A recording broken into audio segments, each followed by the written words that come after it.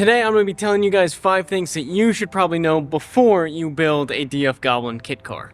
Welcome back to the channel. As you guys know, we've been building this DF Goblin kit car for the past year. I've been making a bunch of videos with it. I get a bunch of questions about it, especially from people that are thinking about building one or they are just now starting to build one. So today I'm going to tell you guys 5 things that you should probably know before you try to build one of these cars. The first thing that I wish I knew before I built my DF Goblin is the overall cost that it would actually take to build the car. Now on the DF Kit Car website, they have a kind of price out your kit tool. You get to select all the options that you want, you get to put in all the information, and it kind of spits out a relative number that it takes to build the kit. One of the things that I didn't really account for, while I did account for that and the donor price, I didn't really account for all the other things that you need to actually build the car.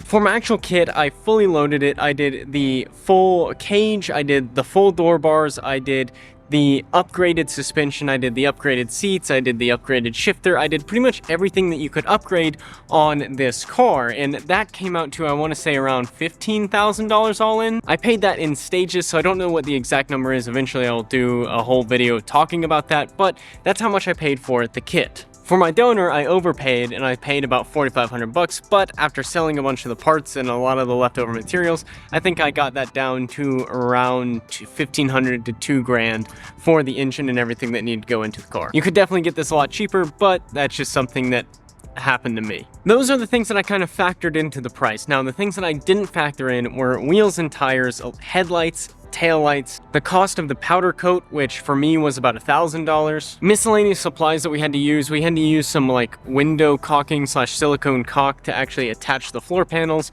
I had to buy a tool, I had to buy a rivet gun. Along with that, I bought a second transmission. I did a bunch of other stuff that just added to the total cost, and I want to say that all in, I'm probably 20 to 25, somewhere in there, but still it was kind of a shock continually writing these checks. So my advice, before you actually build one of these things, factor in maybe 2 grand of a buffer from the actual overall cost that you think it's going to cost. And that should cover most of the miscellaneous costs that you'll probably encounter when building one of these cars. The second thing that you should probably know before you start building one of these things has to do with the powder coat / paint. You really should probably figure out, one, how much that is going to cost, but also figure out what you want to do, whether you want to do paint, powder coat, Cerakote, something in between there. Along with that, you need to figure out if you're doing it yourself or paying someone else to do it. I chose powder coat and I chose to pay someone else to do it, and you need to find someone local to you if you are paying someone else to do it.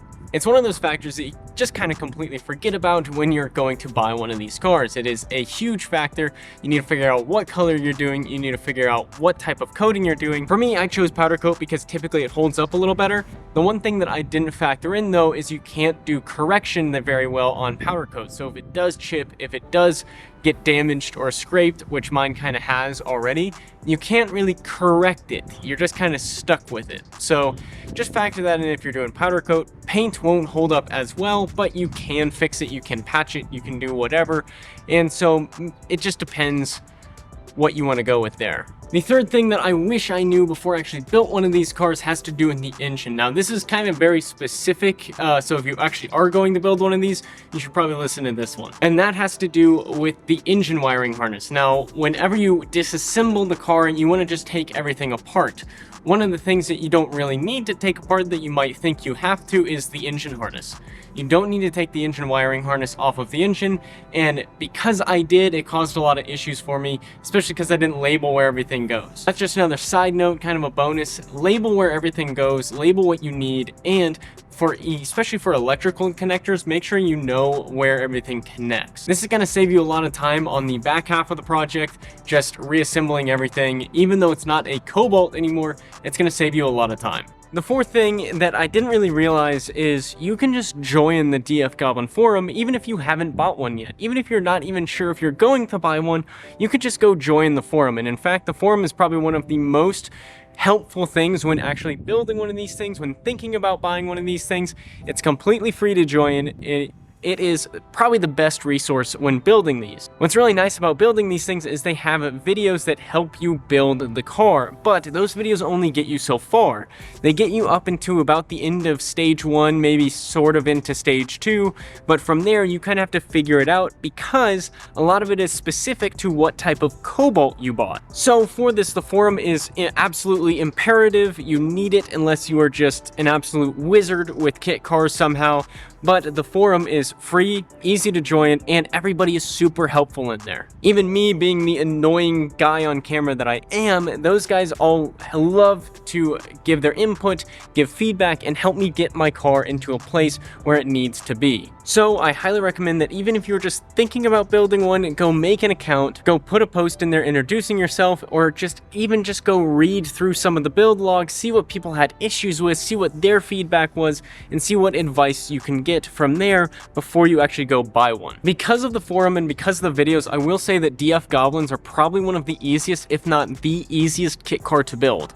Along with that, they're probably one of the most affordable ones to build as well. Because of that, there is a absolute explosion in popularity for these things in the kit car community. There's over 500 of these things now. When I ordered mine, it was number 488, and then a couple weeks later, they sold the 500th one. These are easy to build, they're fun to build, and there's a huge support for them because of that forum. So I'd highly suggest go check out the forum, go see what it's like, and that will give you a lot more information than you can get from anywhere else. Along with that, I want to not so subtly say that you should subscribe to the channel because I make a lot of videos with my DF Goblin and I post about a lot of the solutions to issues that I have faced as well. Along with that, I love answering questions about this car, so be sure to subscribe. Even if you aren't going to build one, if you're just interested or thinking about it, I'm always here to help.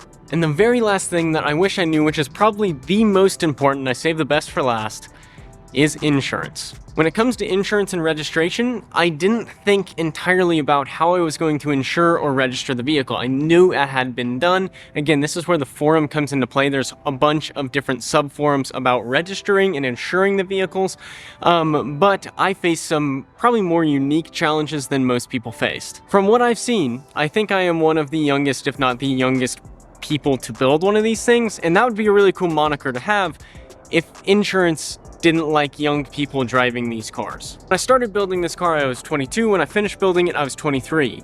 Unfortunately, because it is a kit car, no one will insure it at all, pretty much, unless I'm 25 years old. Basically, I wasn't allowed to get it insured. I basically had to insure it in a special way. I think it's liability only through some insurance company. I eventually did get it insured, but only through an LLC. It was a huge process that was kind of a pain. So if you're a younger person that's wanting to build one of these cars, be sure to think about insurance. Even if you are an older person, check with your insurance first. State Farm, even if I was 25, said they wouldn't take it. Hagerty said they wouldn't really take it either. There is one specific insurance company called Rally Insurance that most Goblin owners use. They know how to cover these, and so that's what a lot of people use. But just double check with your insurance. Make sure that the insurance premium is what you think it's going to be before you actually think that you can go drive this on the road. Also, check your state laws. I know Michigan makes it kind of a pain to get these things insured along with some other states.